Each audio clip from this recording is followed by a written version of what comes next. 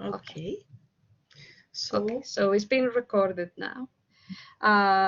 Good morning to both of you.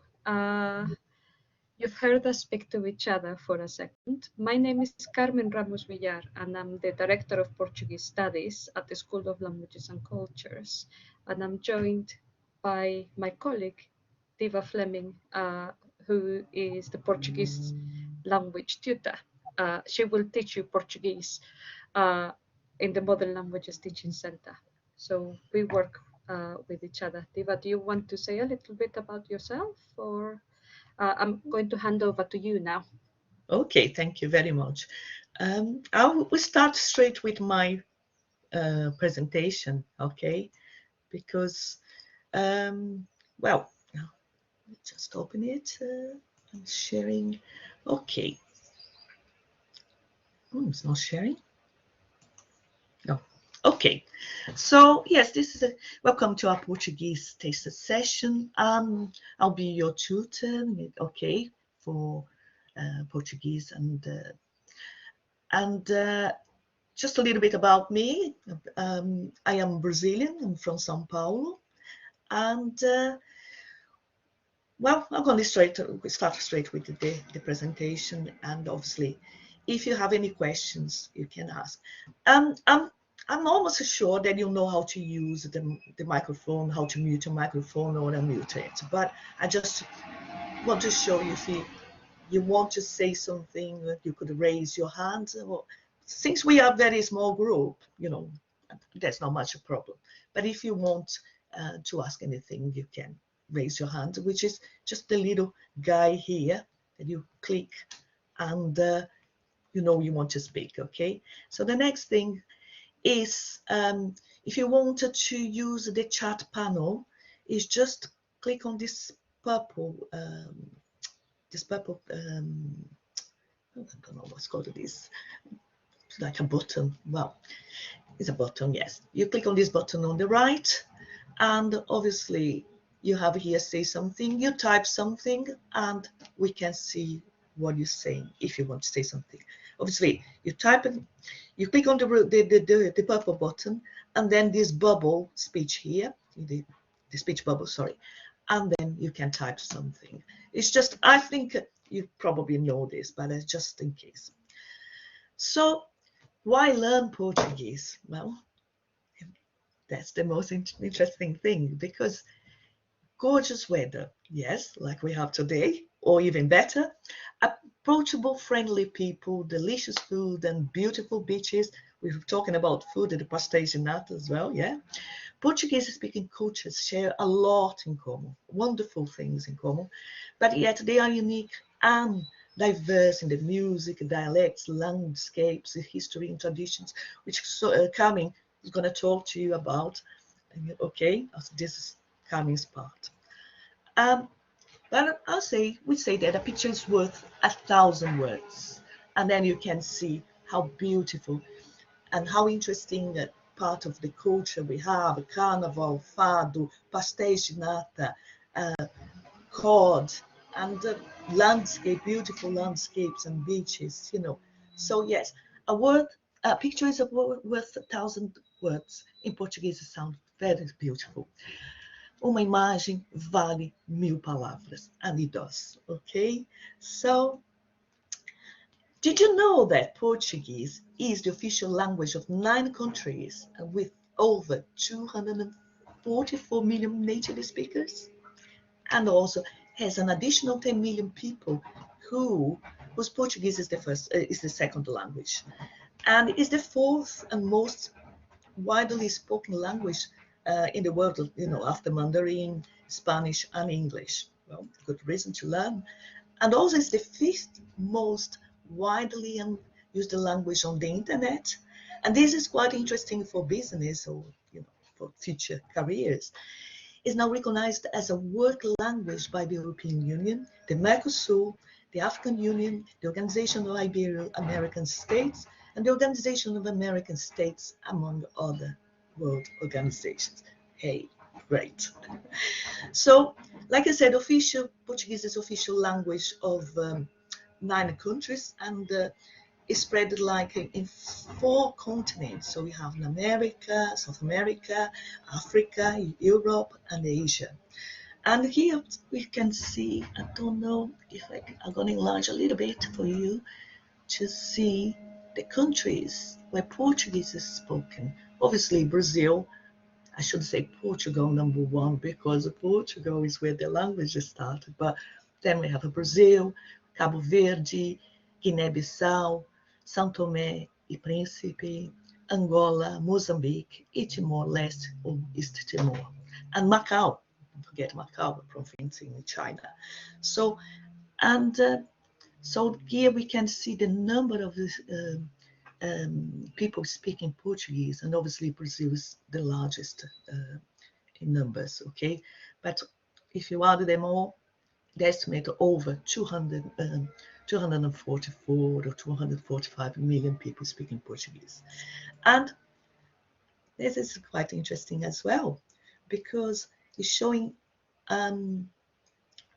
just a second, it's showing in the darker green here, it shows where the Portuguese is a mother tongue, right? The green areas show official and administrative language, and the lighter green, which you can see spread all over the world, the little dots everywhere, is where Portuguese is like a cultural second language. That's great. So what you're going to be learning, I have to reduce again. What you're going to be learning, if you learn in the Portuguese course or the initial course, everything.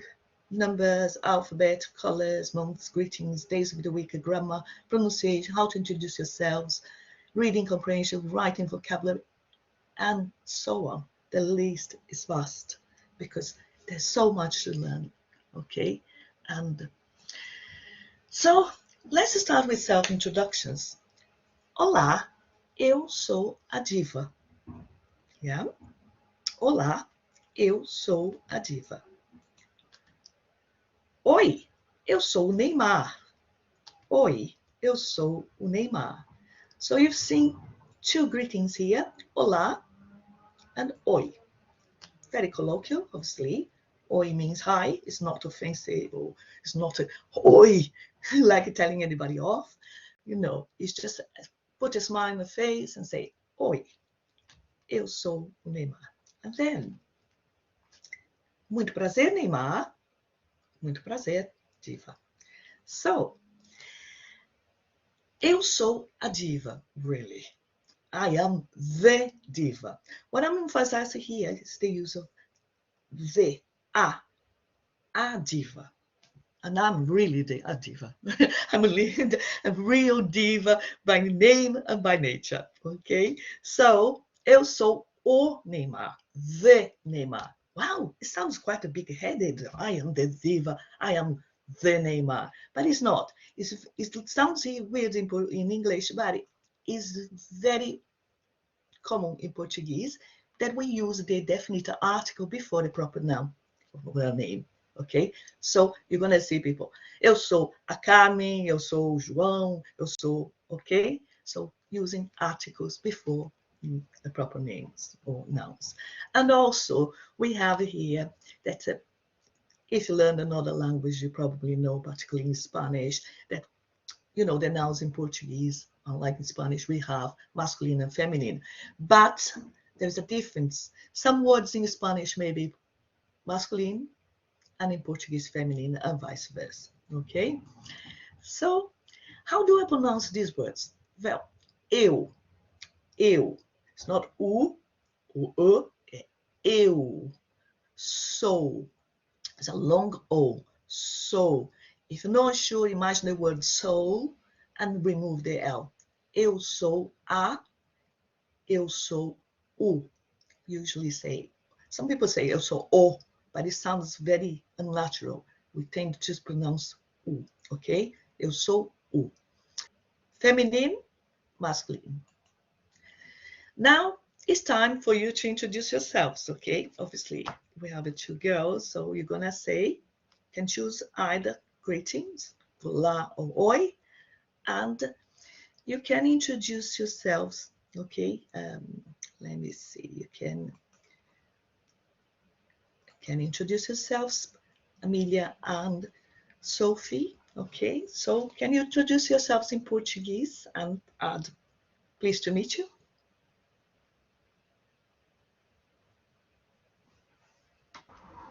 Olá, eu sou a Amelia. Muito prazer. Muito prazer. Ok, next, Sophie. Oi, eu sou a Sophie. Muito prazer. Fantastic, excellent, excellent. Thank you very much. So now we're going to do something different. Let's do something different, yes. Okay. What was this? What are we going to be doing differently? Well, we'll see. Imagine that you want to make a cake. Oh, you maybe think, why making a cake? What does it have to do with learning Portuguese? Bear with me and you understand in a second. So what do you need to make a cake? The ingredients, the method or recipe, how to mix the ingredients together. So to make a tasty cake, we need both, right? We need both. So in language learning, which is Portuguese or any language, the ingredients are the different words and expressions that you use, the nouns, the adjectives, the verbs, etc. And the method or how we mix these ingredients together to come up with something nice is the grammar. So we need both. But even though if you know how to make a cake, without ingredients, there will be no cake. I'm sorry. No. So why I'm saying that, I'm emphasizing the importance of learning vocabulary, okay? Vocabulary is very important. And I'm going to show you some tricks here to learn vocabulary. So let's get some ingredients for that delicious cake, which are the words, okay? Vocabulary. So first of all, let's start with asking you, what words do you already know in Portuguese? Are these words Portuguese or English words?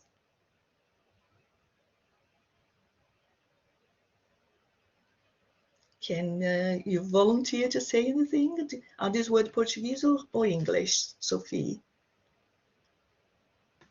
I'm not really sure. Some of them might be Portuguese, like radio with the accent on the A, that looks Portuguese.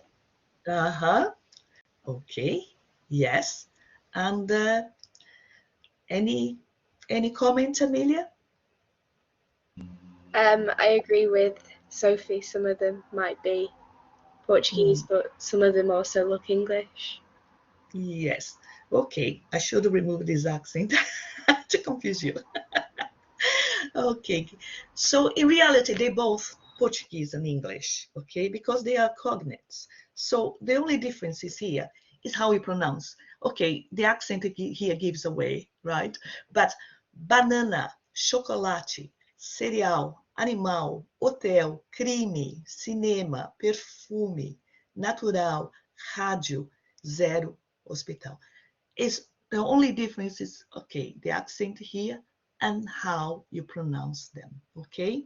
But otherwise, they are cognates, which are pairs of words that in different language, but they look the same and have the same meaning.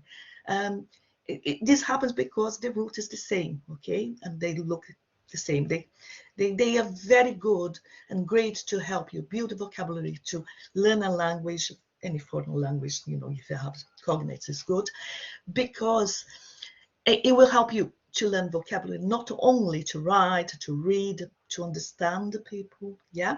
So cognates are great and we use a lot when you're teaching. And what about these words, Amelia? What do you think? I think they're Portuguese. Yes, they are Portuguese, but they're not exactly the same as the English ones, but have you noticed? They are very similar. So you can recognize those words easily, can't you? Dentista, you know what it is. Importante, cômico, humano, televisão, ideia, economia, exemplo, garagem, futuro, restaurante, potencial. You can easily recognize these words even though they are Portuguese. If you see these words, you do not need to go for a dictionary. You know what they are, okay? So this is the beauty of using cognates, because obviously you will not be needed to translate everything, and you can understand almost quickly. So Portuguese is easy. Yes, it is. I think it is. Well, we will see. Well, after this demo, you will be able to know hundreds of Portuguese words in a blink of an eye. You must be thinking, no, she's joking. She's joking. No way you can learn Portuguese, hundreds of words in a blink of an eye in a few minutes, but you can. And I'll show you how. Because I'm going to reveal you a secret about the cognate words and how they can help you to learn vocabulary faster. So here we have, for example, Portuguese. In English, words ending in ty, they change in Portuguese to dad. Remember your dad. So if you remove the ty and add dade or dade, you have the Portuguese word meaning the same thing. Então, city, cidade. University, universidade. And the beauty, you also learn that they are feminine words, okay? So now, your turn to turn these words into Portuguese words. Adversity, humanity, honesty, popularity. And Amelia, can you have a go? The first one? Adversidade. Fantastic. Sophie, the next one. Humanidade. Brilliant. Amelia, honesty. Honestidade. Fantastic. And Sophie, popularity. Popularidade. Fantastic. Yes, that's right. So that's what you should have got, and you did. Fantastic. So the second group that I select for you, there are many, many more that you change the endings, and you have the word in Portuguese, this ending called suffixes, right? We can change, and the word is Portuguese, okay? So now we have a chão, okay? That becomes são. I put this são to make it almost easier to pronounce, but nasal sounds are a bit complex. So, but it doesn't matter. I just want you to learn the vocabulary here. The pronunciation we will work later, okay? So, população, a população. Situação, a situação. But you see, you just remove chão and put são, and then you have the word in Portuguese. And again, they are feminine words, so you're learning also the gender of these words. So now your turn again. You're going to turn these words into English, Portuguese words, okay? Continuation, nation, and information. Okay, so this nation will be a little bit tricky because we change a little bit the sound, but no, do not worry. Amelia, can you do continuation in Portuguese? Continuação. Fantastic. Sophie, nation. Nação. Fantastic, fantastic. Amelia, back to you. Information. Informação. Brilliant, excellent. Yes, they are fantastic. I'm really, well, you're great. Yes. Don't know if you've seen Carmen just added a comment that you are amazing, fantastic. So now number 3 that I chose for you is words in English that end in BLE, and in Portuguese they change to vel, okay? These words are usually adjectives, okay? So obviously some words don't work with this because, for example, if you have the word table is not adjective, so it will not work, okay? Because being adjectives and ending in vel in Portuguese, they fit masculine and feminine, which is great. You know, you don't need to change gender, okay? So the word horrible becomes horrível, reversible, reversível. But you see, you're just removing the suffix ble or bo, right? And add vel, and you have the word in Portuguese.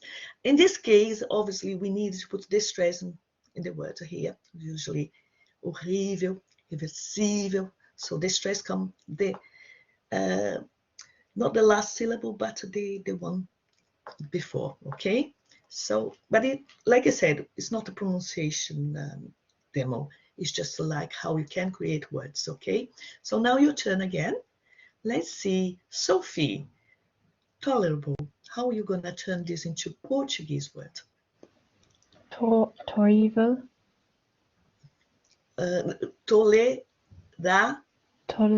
Tolerable. Okay, vel. Say tolerável. Okay? Tolerável. Okay? Let's see, Amelia. Possible. Possível. Possível. Perfeito. Perfeito. Sophie. Terrible. Terrible. Fantastic. Great. Yes. Fantastic.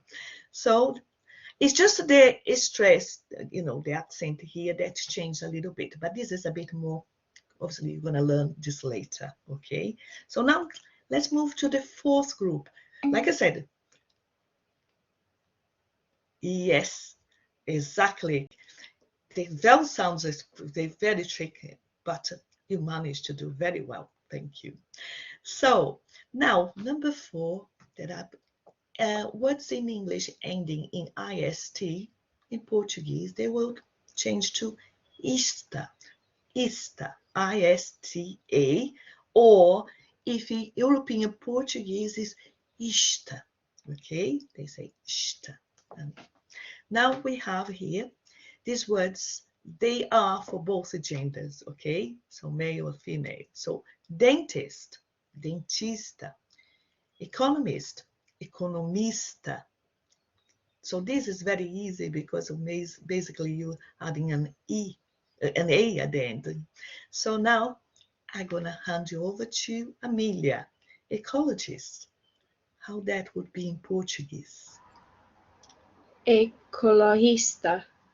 Ecologista, fantastic. Sophie, linguist.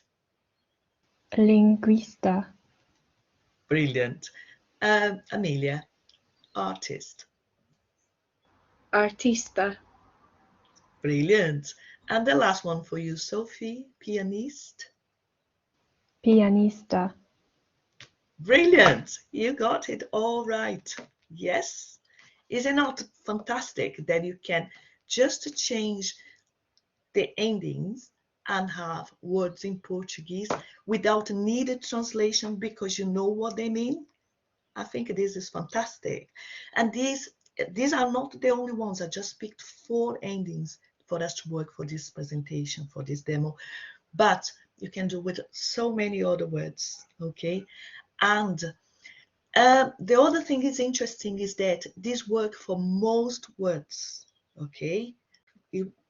I think it's about 85 to 95% of chance to get right, which is, I think, is a very high percentage and very useful to learn, to improve your vocabulary easily.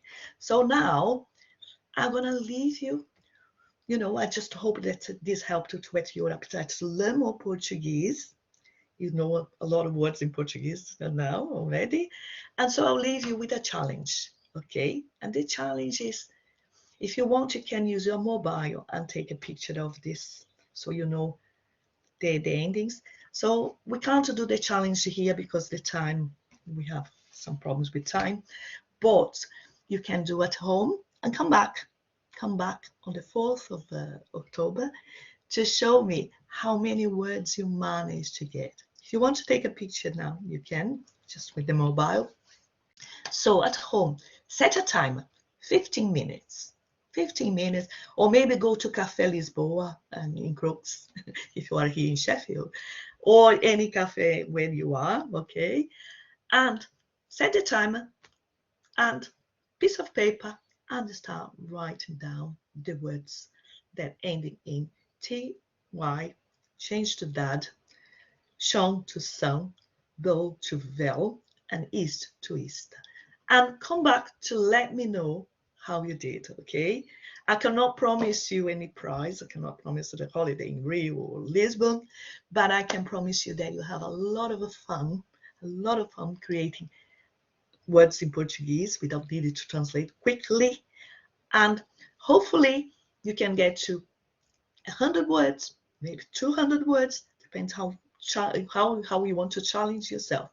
But come back and let me know how you did. I will be more than happy to see that you took the challenge. Okay, so thank you very much. Obrigada.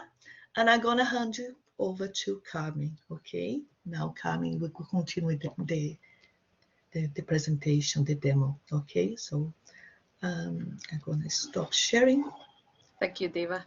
Right. So I'm here to mainly speak to you about you can learn language, but you can also carry on and learn about the countries that speak about this language, that speak Portuguese. And I think it's worth seeing. Can you see the slides? There we are. So the language is impressive. It's one of the most beautiful languages that you can learn. It's way more logical than Spanish, trust me. Hello, Zach. Thank you for joining us. But then the language is also spoken by a lot of people in the world, not just native speakers, but also heritage speakers. And I'm showing you a slightly different map. It's not as up-to-date as Diva showed you. And these are the countries in which Portuguese is an official language. And if you do, I'll be teaching you the content modules in Portuguese. So we'll be learning about the history, about the literature, about the film, about the culture, about songs, and different cultural movements in the Portuguese-speaking world. Not necessarily all of the countries, but most of them. So I'll just take you through slowly what we do in different years, so you can have a bit of an idea if you wanted to learn a little bit more of what we do in the module. So in the first year, the core for Portuguese is MDL 105, which is an introduction to the social and political history of Iberia and Latin America. Now, this course actually is comparative in character because we are taking moments in history, in the history of Spain, in the history of Portugal, in the history of Catalonia, in the history of quite a lot of the Latin American countries, including Brazil. And we are looking at the relationships between the countries and how the different histories affected each other. So on the Portuguese side, the Portuguese from Portugal side, in the first semester, we'll be looking at what happened to Portugal in the aftermath of Brazilian independence, and how Portugal reorientated itself towards looking at the countries, the territories that they had in Africa. And then that gradual loss of prestige in the world and the gradual loss of the colonies. And then where Portugal is now and its relationship to the former colonies. The photo in here is very deliberate because there has been a huge debate in Portugal in the last few months about what to do with monuments like this one. This one is the Torre de Belém, the Belém Tower, and we're seeing it in the not so polemic side, but on the other side it has the important figures of Portuguese colonization. and there is a huge debate about whether Portugal needs to show off these figures and what to do with the past. So by the end of the first semester, you will understand the different sides of the debate and the different sides of why people are talking about this and what Portugal is doing with this legacy. In the second semester, you'll be looking at the Latin American side, and you'll be looking at colonization and independence in Latin America, in the Spanish and in the Portuguese-speaking side. So that's also very comparative. It's quite a really cool course, and I would encourage you to take it because it would just round off the language that you're learning. It would just make it come alive. It would explain about the cultures that speak Portuguese in the world. So this is the first year. In the second year, and we're doing lectures and seminars, so you will get to also do hands-on research on this. In the second year, we take it one step further, and we actually look at what is the nation and what is identity in some countries that speak Portuguese in the world. And I've chosen three. These are the three that I'm doing this year, but they might change by the time you get to the second year. So we look at Brazil, we look at Mozambique, and we look at Portugal.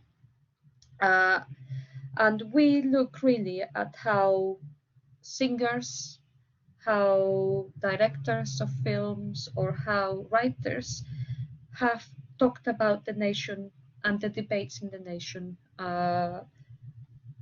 that they have come in contact with for their listeners, for the readers, for their viewers.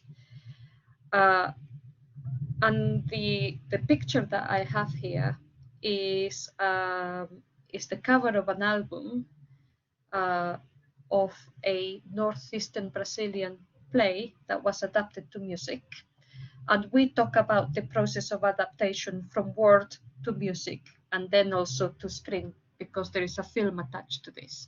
So we'll be looking at this in more detail if I carry on doing Morte Vida Severina, because I do change to make the module exciting and to make the module very up to date.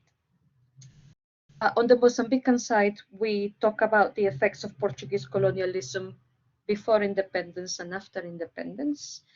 And on the Portuguese side, we talk about the depiction of April Revolution that brought about democracy to Portugal. And then we look at experiences of the people that came from the Portuguese colonies to live in Portugal. These are the retornados, they're called the retornados. So we talk about how these people talked about their reintegration in Portugal and how that then generated a further debate. So there is synergy from the first year, but it's also an interesting module that will look at the analysis of the societies and get you to understand some of the issues that these societies talk about. Hopefully, you'll carry on with this. You'll go in your year abroad to a Portuguese-speaking country. I'm saying hopefully, and it's worth going to a Portuguese-speaking country because that's where you are able to put your language and your cultural knowledge into practice. And then in the final year, we actually look at the links between countries that speak Portuguese in the world. What we're looking in this module is the connections and disconnections. And the idea is to critically look at whether the this global Portuguese community that is imagined and constructed by Portugal, whether it does actually exist. Currently, we're looking at Goa, Goa is an Indian territory that speaks Portuguese. So we're looking at Goa, we're looking at Brazil, we're looking at Angola and Mozambique, and we're also looking at Portugal, of course. So we look at a novel that talks about this legacy of slavery. We're looking at this film, Língua Vidas em Português, which talks about this idea of the Portuguese language uniting the Portuguese world, the Portuguese community that's global. And we actually question whether the film is actually undermining its message or not, because students sometimes argue the other way around. So we discuss issues about connection, about whether there is connectivity in the Portuguese-speaking world. And it is very interactive. I record my lectures, but really, when we meet face to face, it's mostly us working together about an issue that you to think about in the lecture. So that's all I want to talk about the cultural modules. It'll be lovely to see you in them. And I just want to say muito obrigada. And if you want to ask me or Diva any question, please do. We're here to answer your question. Do you have any question about the course, about the modules, anything like that?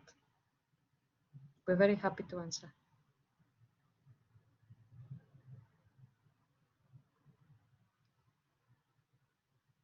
No? That's okay. If you don't have any questions, that's also good.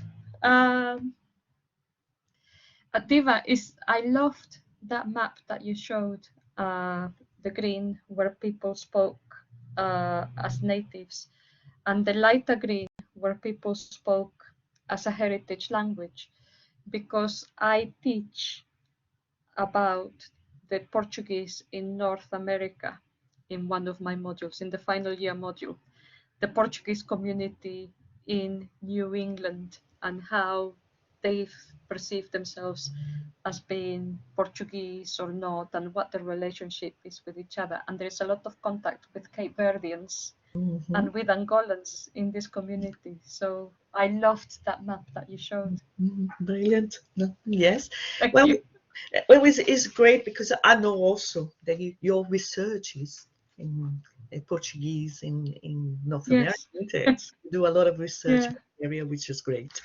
And but I teach across the Portuguese world. You know, oh yes, I think everybody needs to know how wonderful the culture is.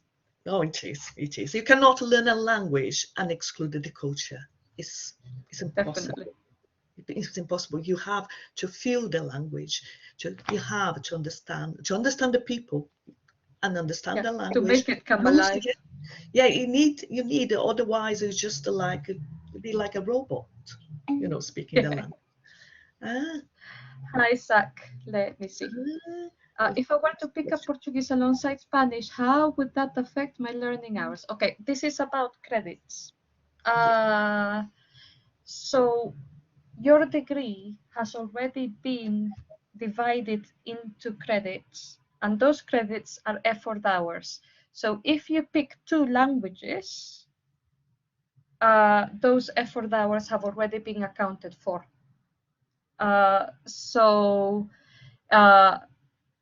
It would be the effort hours for Portuguese.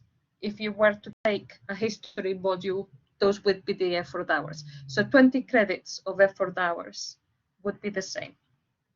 Obviously, Portuguese and Spanish, there is some similarities, but those similarities are also differences in places. So you might find that if you learn Portuguese alongside Spanish, it's slightly easier because you will recognize quite a lot of the words. But some words are used in a different way. Would I be able to balance out the languages in a way that suits me? Yes. Yes, I think so. So, Zach, can I ask you, are you going to be a Spanish beginner? Or are you post-A level Spanish? Because that's also a difference.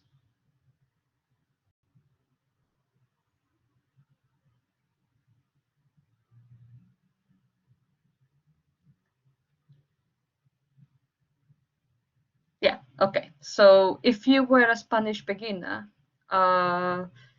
you would probably find that you're learning both languages in parallel, but as a post-A level Spanish, it should be good. There's a long history of people taking Spanish and learning Portuguese. And I'm saying that as someone that did it. Because my mother tongue is Spanish and I learned Portuguese. And I fell in love with the culture and the language. So you could be me. Diva, would you say that I'm right? Would you say that it should be okay? It should be manageable. Yeah, I think so. No problem. We had in the past, didn't we? We had in the past the students doing, you know, beginner Portuguese and have a post beginner Spanish. You know, have a post A level Spanish and doing Portuguese as ab initio, isn't it? So I don't think there would be any problem. On the contrary, we would like to welcome Zach to our course. Looking forward to seeing you all on the 4th of October when we start the lessons. Yeah, we start here. We start a bit later. We start on the 4th, which is the second year in our calendar. Oh, sorry, the second week. Second. Yeah, not second year. Sorry, you start second year. It's crazy. Second week, but yes, but it's good. You give us some time to think. Don't you think too much, because I'm sure after what Carmen said and the wonderful things that she has to teach you, to show films, music, I think so excited. I would be signing up now. Well, I start teaching. I start teaching on week 1. You started with the content module is 1 week before. Yeah. So come into my content module, MDL 105. Lovely. And I actually do kick off with Portugal. That module kicks off with Portugal. So you know. Yeah, it will be very, very exciting. I'm sure you have so many wonderful things to teach, to tell. Yes, it's very, very exciting. Culture is something that, you know, like I said, you cannot learn a language without learning the culture, the history, the traditions, everything that is part of the culture, which a language is part as well, but it's just one part. Yeah. Yeah, but there is also quite a lot of Portuguese sayings that have to do with culture. Yes. When you learn them, and then you learn what came after it, and you think, oh. But I think Portuguese is a very lovely and metaphoric language, because it's so creative, it's so poetic. You love learning Portuguese. I'm pretty sure. I'm sure. So, yeah.